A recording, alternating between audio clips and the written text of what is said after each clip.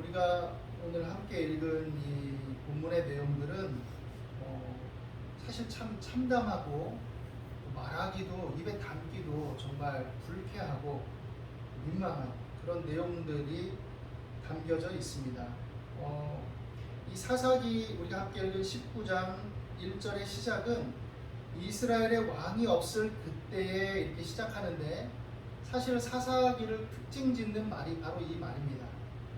사사기를 마무리 짓는 21장의 그 마지막 구절에도 그때 이스라엘이 왕이 없으므로 사람들이 각기 자기 소견에 오른 대로 행했다라는 것으로서 마치죠. 그러니까 어찌 보면 이스라엘에게 어떤 그들을 다스리고 그들에게 뭔가 기준을 잡아줄 권위나 어떤 기준점들이 상실되어 버려진 모습을 이렇게 표현하고 있는 거죠.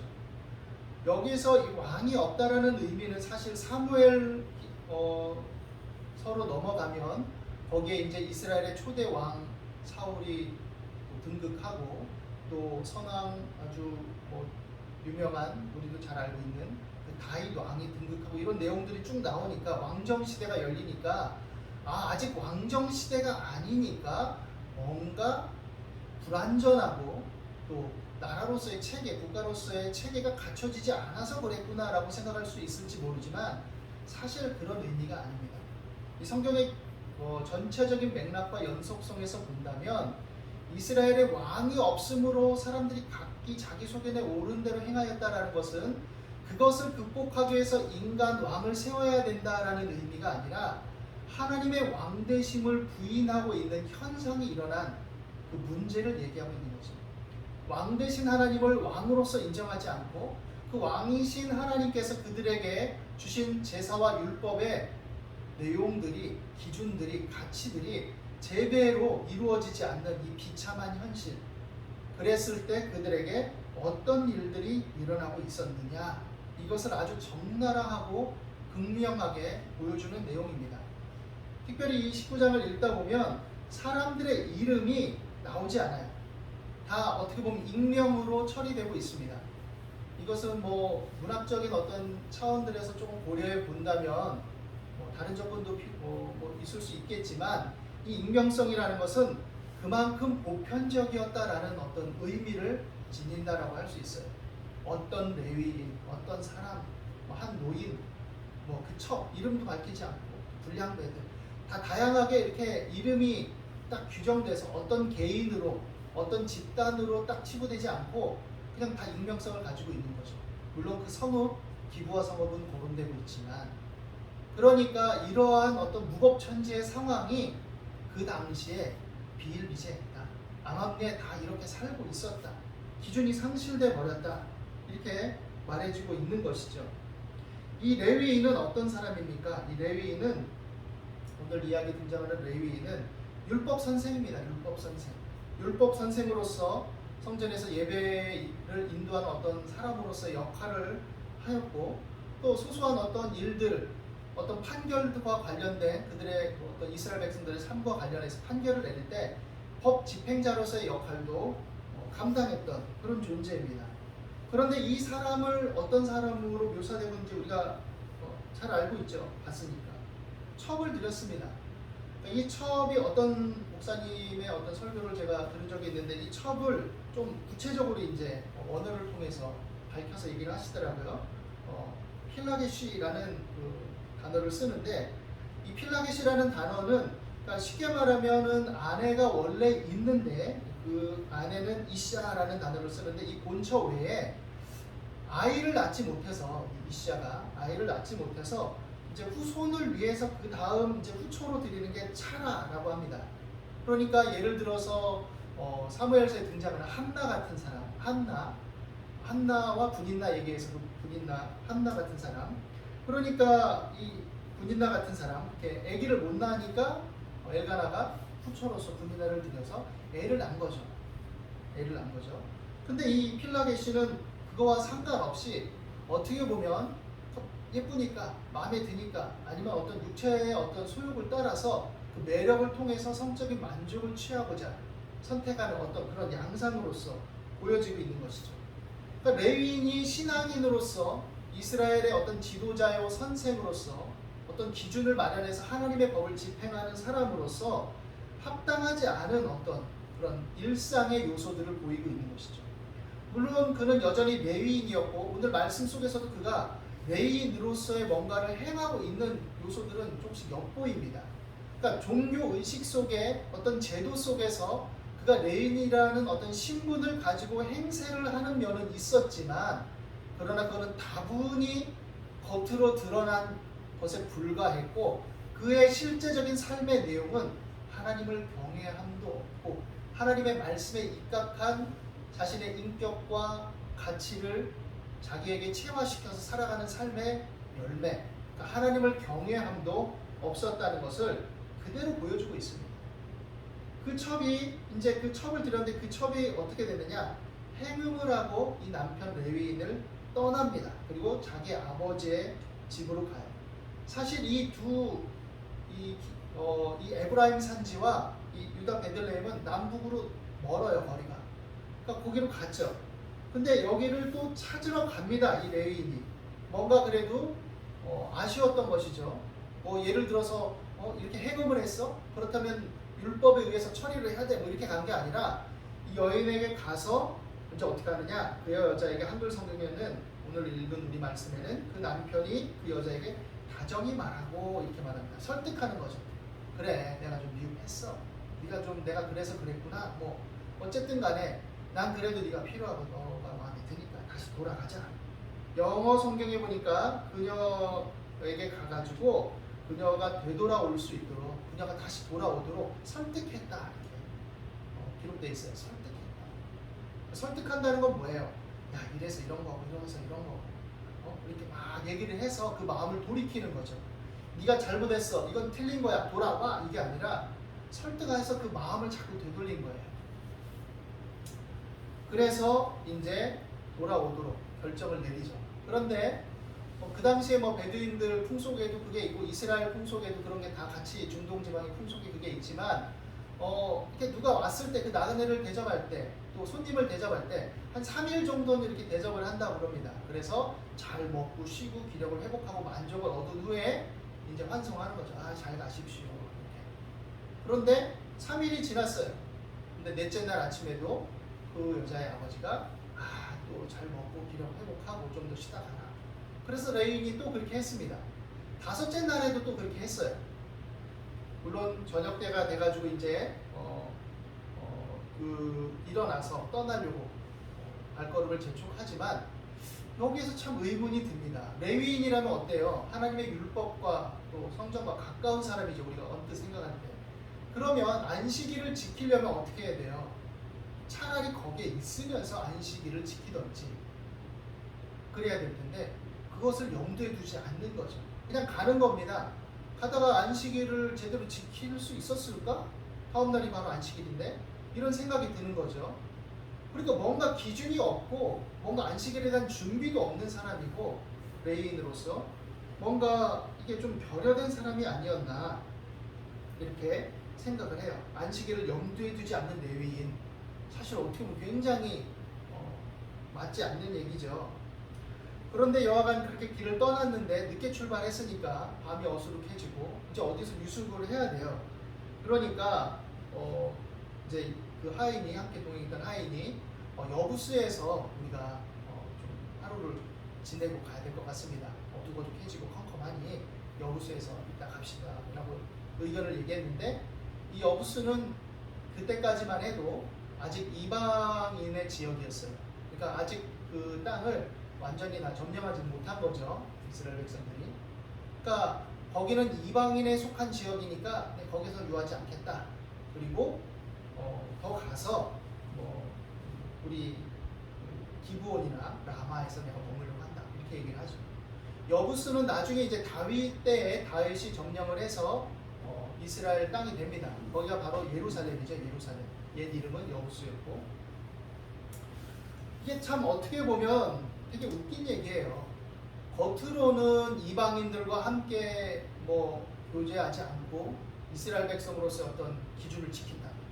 사실 이스라엘과 어떤 교류나 통혼을 막은 이유는 우상 숭배에 휩쓸리고 그들의 그릇된 문화, 하나님을 거스리고 또 도덕적이지 않은 그런 문화에 휩쓸리지 않도록 기준을 정한 그게 본질인데 겉으로만 그냥 그러는 거죠. 사실 하는 짓거리들은 정말 하나님을 경외한다는 또 하나님의 백성으로서 전혀 맞지 않는 일들을 행하면서도 겉으로 드러나는 것만 그런 식으로 그럴싸하게 종교적인 색채를 띠게 되는 거죠.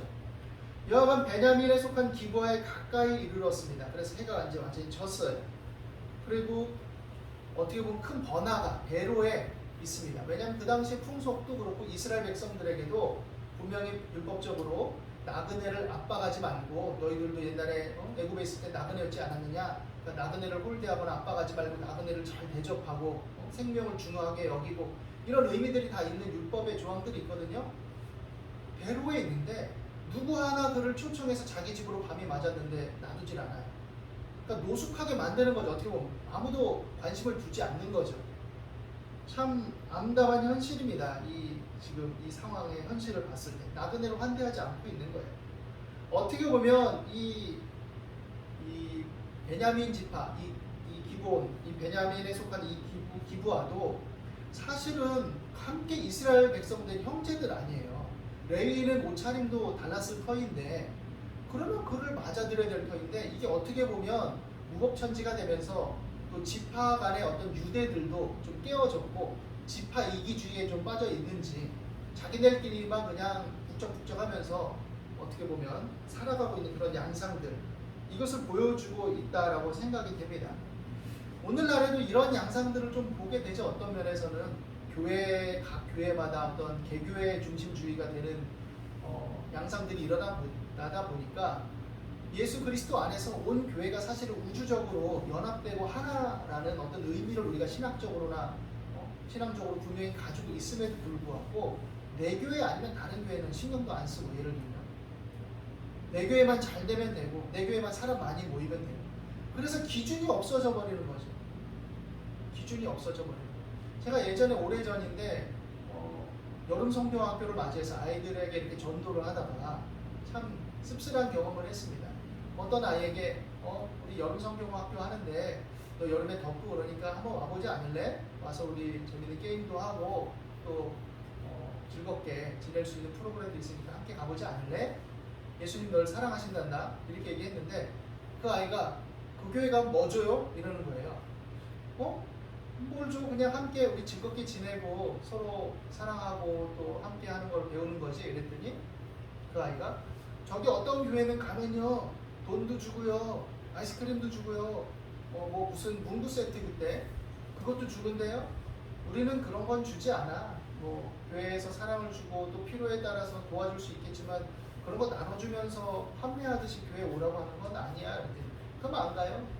그래 알았어 그럼 안 와도 돼 이렇게 얘기했거든요. 근데 그건 옳지 않아 그렇게 하는 건 얘기해 줬어요. 그러니까 그걸 보면서 이게 기준이 없어져 버리는 거죠. 이 아이가 내 교회에 오든 오지 않든 간에 하나님을 전하는 사람들을 접했을 때 하나님을 믿는다는 게 뭔지에 대한 기준들이 교회에 간다는 의미가 무엇인지에 대한 기준들이 잘못 자리 잡게 되는 일들을 만드는 거예요. 교회 오는 게 중요한 게 아니에요. 복음의 정체성을 가지고 교회가 어떤 곳인지에 대한 정체성이 사실 분명해져야 되는 것이죠. 그런데 그냥 내 교회만 성장하고 내 교회만 커지면 된다라는 어떤 그릇된 논리 그리고 우리가 결국엔 복음 전하자고 하는 거야 라는 어떤 말을 할 수 있겠지만 그러나 그것이 과정과 수단도 아무렇게나 해도 된다는 의미는 아닙니다. 우리는 결과도 중요하지만 과정도 수단도 방법도 중요한 사람들이 왜? 하나님의 일은 하나님의 방법대로 해야 되니까. 그런 면에 있어서 이 이스라엘 지파 공동체의 어떤 타락상들은 굉장히 파편화된 또 개별화된 이기적으로 파편화된 어떤 그런 모습들을 보여준다라고 생각해 볼 수가 있는 것이죠. 한 노인이 이제 그렇게 처해 있는 이 레인 일행을 보게 됩니다. 근데 이제 이 노인도 사실은 에브라임 사람으로서 어떤 연륜지 뭔가 일을 하면서 기브아에 거류하는 거류민이었어요. 그러니까 같은 이스라엘 사람이지만 이 베냐민 지파는 아니었죠. 에브라임 사람이었던 것이죠. 그러니까 일종의 뭐 다른 지파 사람이죠. 다른 동네에서 온 사람이죠. 그런데 마침 이 레인을 만나고 얘기를 하다 보니까 이 레위인도 에브라임 산지로 가는 중이고 하나님의 집으로 가는 중이었다. 이렇게 얘기를 합니다. 참 여호와의 집으로 가는 중이다 이렇게 말하는데 이 말 자체가 참 씁쓸해요. 여호와의 집에 거하고 여호와의 집에서 그 일을 행한다는 의미가 정말 이 레위인에게 무엇이었을까? 그냥 자신에게 주어진 밥벌이 수단에 불과한 것으로밖에 보이지 않습니다. 그냥 외형적 종교의 어떤 직책을 행하고 그것을 의식적으로 그냥 행했는지는 모르지만 사실 안식일에 관련해서 생각해 볼 때는 참 그것도 미흡하다고 굉장히 타협하는 모습을 보여주고 있는데 여하간 이 사람에게는 뭔가 정말 하나님을 경외하고 믿는다는 게 뭔가라는 의미들이 상실되어 버린 것이죠.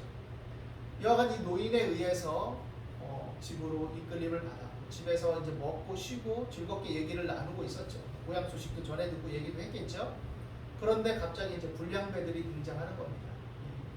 에브라임에서 온 이 사람들을 향해서 다가오죠. 특별히 레위인을 봤습니다. 이 사람들이 봤음에도 불구하고 환대는커녕 노리고 있었던 것이죠.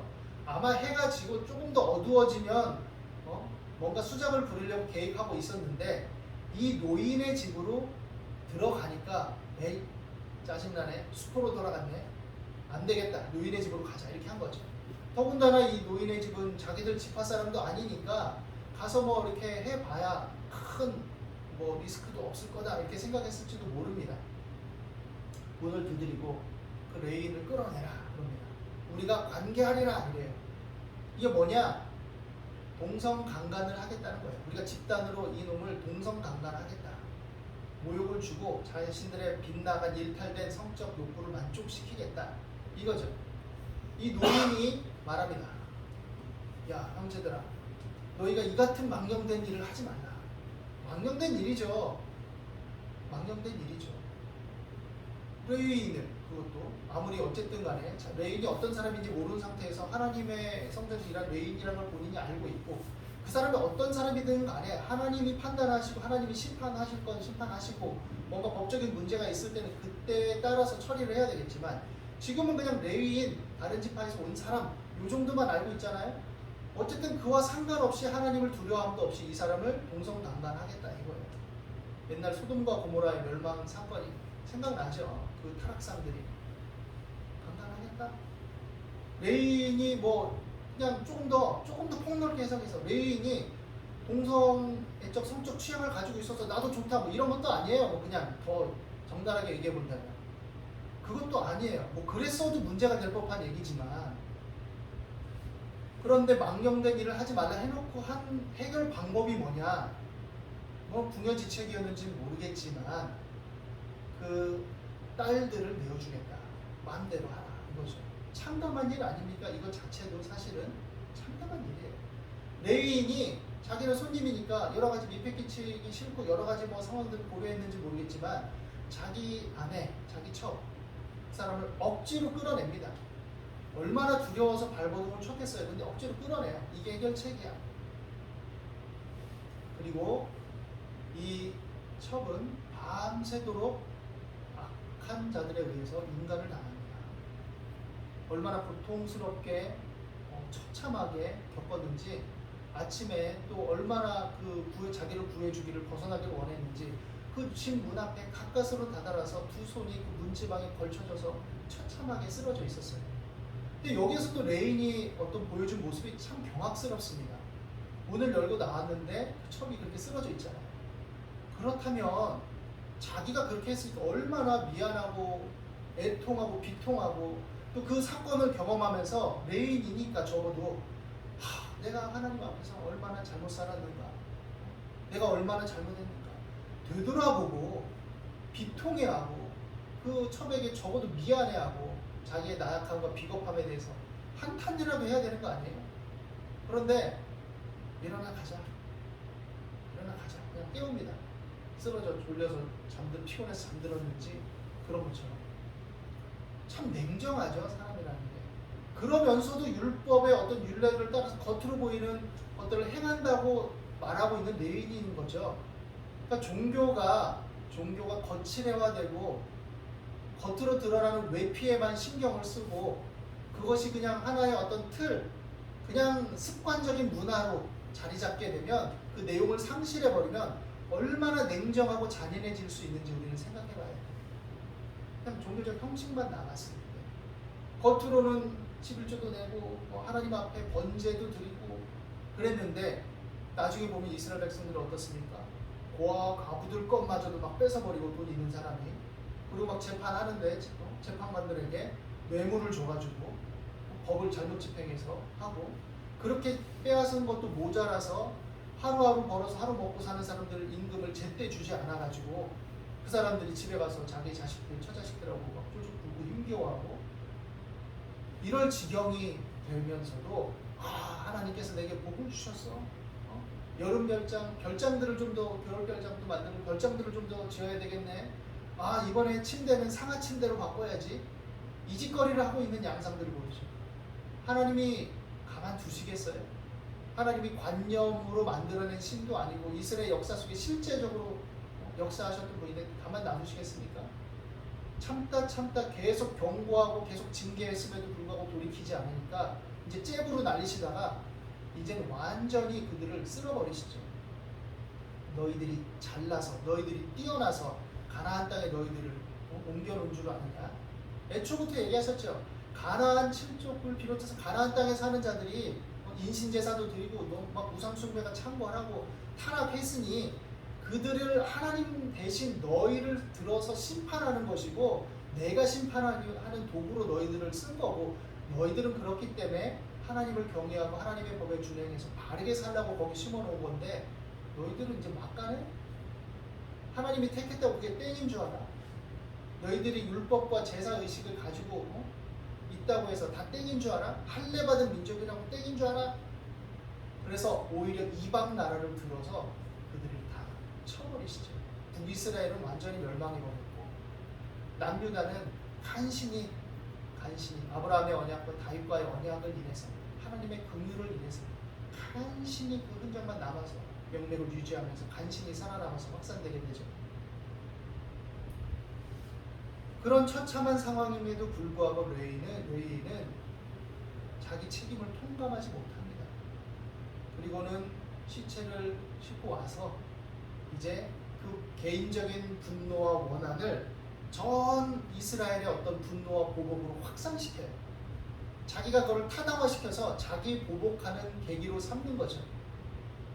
보복을 하려면 물론 그들이 나그네를 환대하지 않은 그 자체는 잘못했으니까 베냐민 지파에 대해서 책임을 물을 필요도 있겠지만 그에게 잘못한 불량배들 물론 그렇게 요구했지만 베냐민 지파도 멍청하게 굴었죠. 사실은 답답하게 굴었고 어리석게 굴었고 여하간 그 속에서 완전히 이제 전 이스라엘의 문제가 되어버립니다.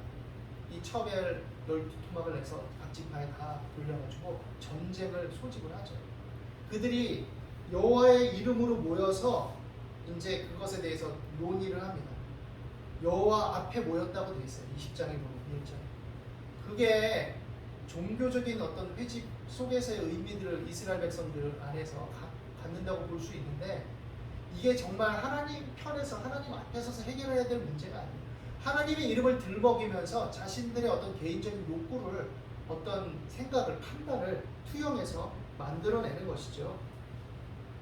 선한 일에는 그렇게 모이고 연합도 안 하면서 선한 일을 도모하기 위해서는 그들의 악행과 잘못된 풍습들을 반성하고 돌이키지 않으면서 어떻게 보면 이게 굉장히 일탈되게 변칙적으로 행해지는 어떤 처리수단에는 그들이 하나가 되는 모습을 보여주는 것을 우리는 알 수 있어요. 인간의 심리란 게 참 묘하죠.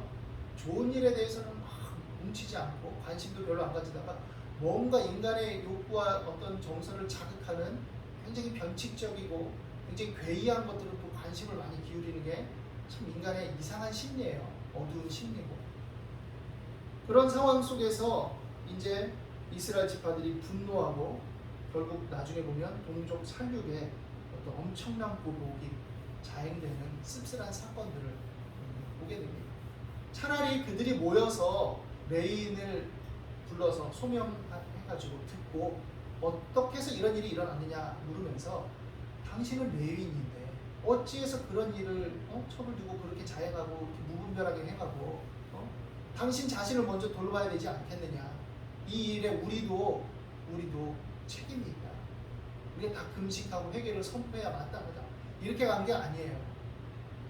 그냥 인간적인 보복, 우리 지파를 또 그리고 이런 일을 이스라엘에 듣도 보도 못한 일이네. 듣도 보도 못한 일이 아니라 사실은 그것은 극악하게 행해졌긴 했지만 더 큰 범죄와 무법천지도 이스라엘에 분명히 이 앞에도 보면 알지만 이스라엘에 기준이 없고 하나님을 경외함이 없는 하나님을 왕으로 진정으로 믿지 않는 이 현실 속에 얼마나 악이 자행되어 있는지 우리가 알 수 있죠. 사람이 기준을 상실하면 그 마음 중심에 하나님을 경외함이 사라지면 거칠에만 남으면 겉으로 보여주는 드러나는 명분만 내세워서 자기를 합리화시켜서 자신의 일상의 삶을 돌아보지 않으면 또 한편으로는 신앙이라는 것이 종교적인 제도와 의식과 체계 속에 그것만을 따라 행하고 그런 것들만을 흉내내는 것이 신앙이라고 착각하면 시장에서 봉사 현장에서 나의 삶의 터전에서 학교 현장에서 직장에서 지지고 볶고 먹고 마시고 대화하고 떠들고 수다 떨고 웃고 슬퍼하고 울고 싸우고 이 모든 것들의 신앙의 요소가 있다라는 삶의 실제적인 신앙성들을 잃어버려요. 그래서 겉으로는 머리 딱 넘기고 넥타이 매고 성경책 오른손에 딱 끼고 그냥 할렐루야 반갑습니다 날씨가 참 좋죠 이렇게 말하고 품위 있는 척하지만 삶의 현장에서는 교양을 떨면서 악을 행하고 위선과 거짓을 행할 수 있는 거죠. 삶의 현장에서 투박하고 거칠고 때로는 싸우고 할지라도 그 속에서 하나님을 경외하는 몸부림이 있고 그 속에서 하나님 뜻대로 살려는 싸움이 있고 막 성질나서 욕도 할지라도 어떤 때는 그렇지만 그 속에서 하나님 뜻대로 살아내기 위해서 몸부림치고 이런 사람이 나는 더 신앙적이라고 생각을 합니다. 성경에 비추어. 예전에 큰 건설회사에 계시면서 공사 현장을 감독하는 집사님과 얘기 나눈 적이 있어요. 일하면서 그게 참 씁쓸한 현실이긴 한데 일하는 분들을 폄하하려는 것이 아니라 그 어떻게 보면 일종의 관행처럼 되어버린 모습들이죠. 그분들도 겪는 어려움이 있죠. 그런데 거칠게 얘기하지 않으면 말을 듣지 않는다는 거예요. 오래전 얘기니까 지금 많이 바뀌었을 수도 있겠죠. 거칠게 얘기해. 그래서 인격적으로 대해주려고 하고 좀 챙겨주고 이러면 그것을 이용하는 사람들이 꼭 있다라는 얘기죠. 그래서 그렇다 보면 공사에 차질이 있고 공사 어떤 재료들이 문제가 생기고 자기가 맡은 책임을 할 수 없으니까 어쩔 수 없이 때로는 욕을 할 수밖에 없다라는 거예요. 그러면 또 듣는다는 거죠. 그래서 자기가 그래도 집사인데 그분들을 정말 내가 미워서 그런 게 아니라 인격적으로 대하고 싶은데 정말 힘들다. 그래서 자신은 또 때로 잘하다가도 한 번씩 그렇게 욕을 하고 거칠게 대할 수밖에 없다라는 어떤 그 한계를 피력한 적이 있어요. 저는 그분을 격려했습니다. 뭐 어떻게 보면 욕을 타당화시키는 게 아니에요. 그분이 그럼에도 불구하고 그 거친 현장에서 그래도 신앙인으로서 하려고 애쓰고 때로는 그분이 거칠게 굴고 욕도 하지만 그래도 그 분들을 바르게 대하려고 하고 도우려고 조금이라도 챙겨주려고 하는 그런 모습들이 저는 현실 속에서 실제 삶 속에서 신앙인이라고 생각을 합니다. 여러분 진정한 신앙이 뭐겠어요? 하나님의 말씀 안에서 그의 합당한 삶을 내 주어진 현실 속에서 경주하는 겁니다.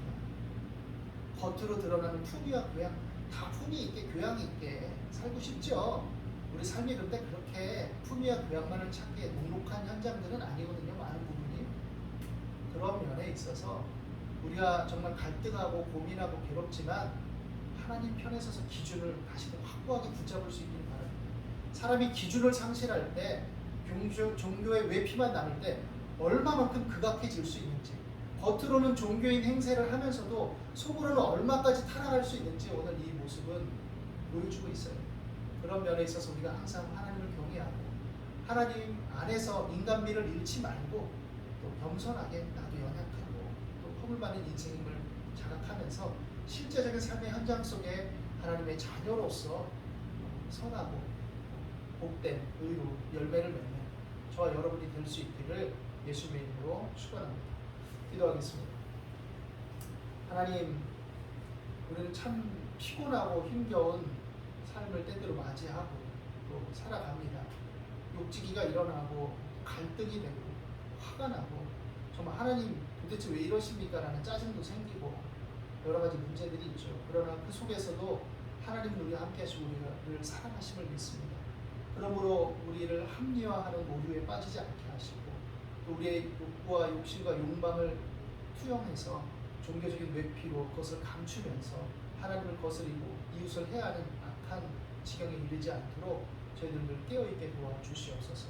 우리는 연약하고 부족하나 하나님 은혜와 사랑을 힘입고 그리스도 예수의 보혈의 공로와 은혜로 하나님의 자녀로 부름을 받았은즉 믿음을 가지고 하나님을 의지하며 힘있게 담대하게 살아갈 수 있도록 도와주옵소서.